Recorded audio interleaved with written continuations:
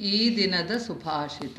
ಆಕಾಶಾತ್ ಪತಿತಂ ತೋಯಂ ಆಕಾಶಾತ್ ಪತಿತಂ ತೋಯಂ ಯಥಾ ಗಚ್ಚತಿ ಸಾಗರಂ ಯಥಾ ಗಚ್ಚತಿ ಸಾಗರಂ ಸರ್ವದೇವ ನಮಸ್ಕಾರಃ ಸರ್ವದೇವ ನಮಸ್ಕಾರಃ ಕೇಶವಂ ಪ್ರತಿಗಚ್ಚತಿ. ಕೇಶವಂ ಪ್ರತಿಗಚ್ಚತಿ. ಆಕಾಶದಿಂದ ಬಿದ್ದ ನೀರು ಹೇಗೆ ಸಮುದ್ರವನ್ನು ಸೇರುತ್ತಿದೆಯೋ ಹಾಗೆಯೇ ಎಲ್ಲ ದೇವರ ನಮಸ್ಕಾರವು ವಿಷ್ಣುವನ್ನು ಸೇರುತ್ತದೆ.